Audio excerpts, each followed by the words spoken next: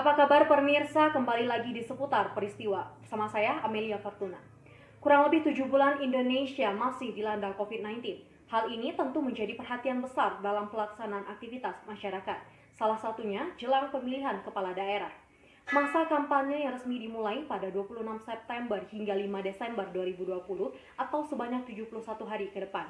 Adapun pilkada serentak digelar di 270 wilayah di Indonesia, meliputi 9 provinsi, 224 kabupaten, dan 37 kota. Di tengah pandemi COVID-19, tentu sistem kampanye yang dilakukan berbeda dari tahun sebelumnya, seperti larangan adanya konser musik, kegiatan kebudayaan, rapat umum maupun perlombaan yang menyebabkan kerumunan. Hal ini tertuang dalam peraturan KPU atau PKPU nomor 13 tahun 2020. Selain itu, kampanye melalui media sosial atau media daring lebih diutamakan. Untuk mengetahui bagaimana sistem kampanye yang ada di beberapa daerah di Indonesia, berikut wawancara rekan-rekan saya. Ada Putri Alfisa dari Kota Jambi, Azahra Putri Fanika dari Kota Sungai Penuh, Putri Mafirah dari Kota Bengkulu, dan Sylvia Handayani dari Kabupaten Rejang Lebong. Kita menuju Kota Jambi terlebih dahulu. Ya, Putri Alfisa, silakan laporan Anda. Baik Amel, seminggu setelah dimulainya kampanye Pilkada 2020, para paslon mulai mengkampanyekan visi dan misi mereka kepada masyarakat. Di tengah pandemi COVID-19, Bawaslu daerah Provinsi Jambi menghimbau kepada para paslon untuk mematuhi protokol kesehatan. Sesuai dengan peraturan KPU, PKPU nomor 13 tahun 2020 tentang perubahan kedua atas PKPU nomor 6 tahun 2020 tentang Pilkada serentak lanjutan dalam kondisi bencana non-alam COVID-19. Selain itu, kampanye melalui media sosial dan media daring lebih diutamakan. Mengenai wawancara saya akan mewawancarai salah satu tim sukses paslon mengenai bagaimana sistem yang dilakukan para paslon untuk menyampaikan visi dan misi mereka kepada masyarakat, atau mereka memiliki perubahan tahun ini dengan tahun sebelumnya. Bagaimana sistem kampanye yang dilakukan oleh para paslon untuk menyampaikan visi dan misi mereka kepada masyarakat? Apakah memiliki perbedaan dari tahun ini dengan tahun sebelumnya? Untuk perbedaan pada tahun sebelumnya dan tahun sekarang tidak ada perbedaan, cuman hanya tim sukses melakukan paslon melakukan kampanye kepada masyarakat dengan mematuhi protokol kesehatan di dalam suasana pandemi COVID-19. Baik, terima kasih. Baik, berikut adalah wawancara saya dengan tim sukses dari salah satu paslon. Saya dari Jambi, Putri Alfisa, kembali ke studio. Ya, terima kasih Putri Alfisa. Masih di Provinsi Jambi, tepatnya di Kota Sungai Penuh, ada rekan saya Azahra Putri Fanika. Ya Azahra, bagaimana dengan sistem pengamanan kampanye di tengah pandemi COVID-19 ini? Silahkan laporan Anda. Ya Mel, pemirsa, pilkada dan kampanye tahun ini tentunya sangat berbeda daripada tahun-tahun sebelumnya. Pengamanan yang lebih mengedepankan protokol kesehatan guna memutus penyebaran rantai virus corona. Pada kesempatan kali ini, saya akan berbincang langsung dengan salah satu pihak keamanan Polres Kerinci. Ya, kali ini saya sudah bersama Bribka Rudi. Selamat pagi, Pak. Pagi. Jadi di sini saya akan menanyakan terkait masalah pilkada dan kampanye yang dilakukan pada saat wabah virus COVID-19 ini, Pak. Bagaimana pengamanan yang dilakukan pihak kepolisian terhadap pilkada dan kampanye? Oke, Mbak. Ini untuk pilkada tahun ini kan tidak sama seperti pilkada yang sebelumnya. Kalau pilkada sebelumnya itu kan kita bisa untuk mengerahkan massa sebanyak-banyaknya. Sedangkan dalam pilkada tahun ini kita kan kena ada pandemi COVID-19. Jadi kami dari kepolisian, Bapak Kapolri telah mengeluarkan maklumat nomor 3 bulan 9 tentang pilkada sehat. Masih pilkada sehat ini setiap peserta pemilu serta calon tidak dapat mengerahkan massa. Jadi mengerahkan massa seperti kampanye, mereka dapat mengerahkan massanya itu sesuai dari penyelenggara. Jadi kalau penyelenggara di sini maksudnya itu kayak KPU sama Bawaslu. Jadi kata KPU, kata masanya sekian, ya mereka harus mengikuti dari protokol kesehatan kesehatan tersebut. Dan dari pihak kepolisian juga tetap melaksanakan pengamanan sesuai koridor-koridornya. Jadi tetap kami mengutamakan yaitu kesehatan sesuai protokol kesehatan. Ya Pak, apakah pihak kepolisian juga akan melakukan berupa pengamanan seperti patroli dan membangun posko-posko? Kalau untuk patroli, kita tetap melakukan patroli setiap di desa-desa telah kita sebar itu polisi-polisi desa atau Babin Kaptimas bergerak beserta 3 pilar, yaitu ada dari Babinsa, dari TNI, dan dari pihak kecamatan atau pihak desa.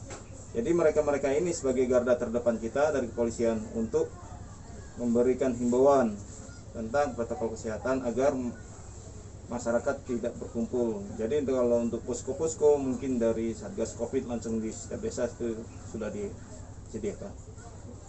Terima kasih Pak atas informasinya terkait pandemi, terkait pilkada yang dilakukan selama pandemi COVID-19 ini.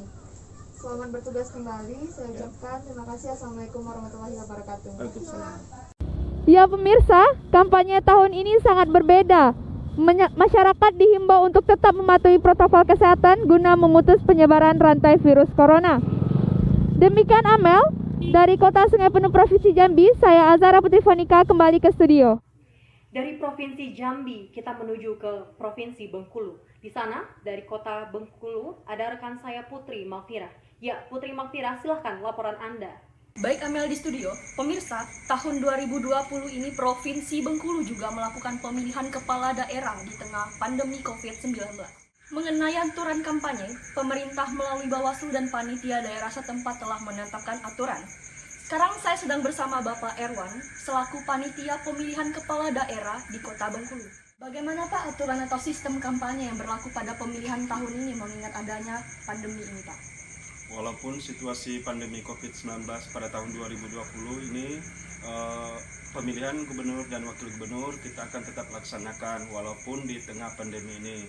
Cuma kita harus mengingat protokol kesehatan seperti mencuci tangan menggunakan sabun, lalu kita menggunakan masker dengan berpedoman pada protokol kesehatan supaya tali rantai COVID-19 tidak tersebar luas.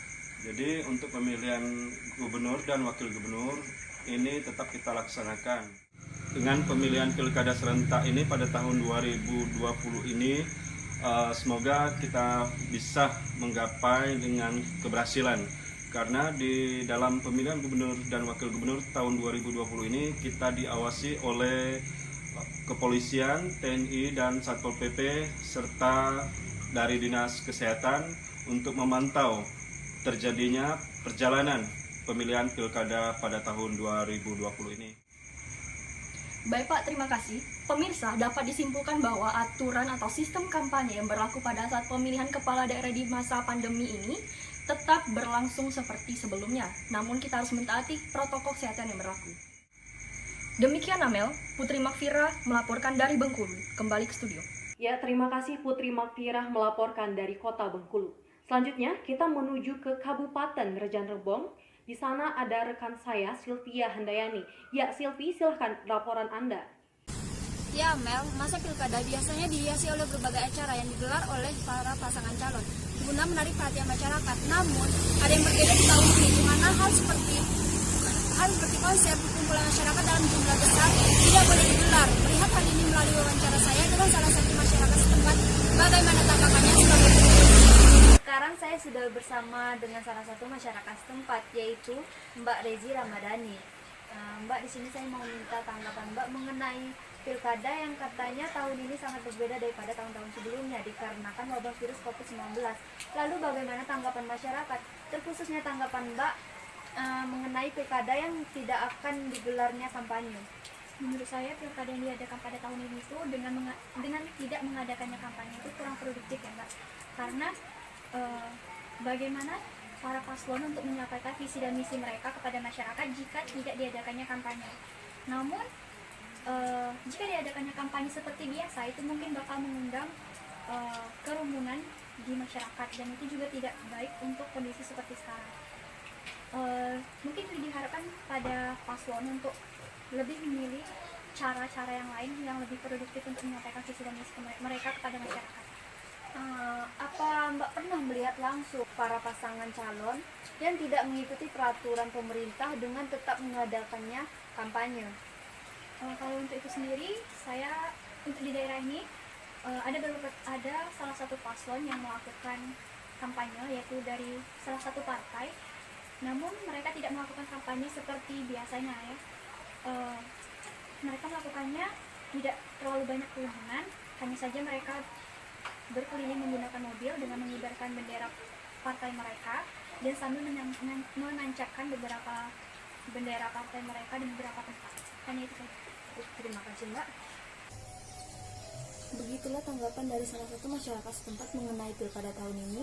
Dari Rejang Lebong, Provinsi Bengkulu, Sylvia Andayani melaporkan. Ya, terima kasih rekan-rekan saya melaporkan dari Provinsi Jambi dan Provinsi Bengkulu. Kita berharap semoga Pilkada 2020 dapat berjalan dengan lancar di tengah pandemi COVID-19. Tetap patuhi protokol kesehatan, jaga jarak, gunakan masker, dan rajin mencuci tangan. Demikianlah seputar peristiwa, saya Amelia Fortuna mewakili rekan yang bertugas, pamit undur diri. Terima kasih dan sampai jumpa.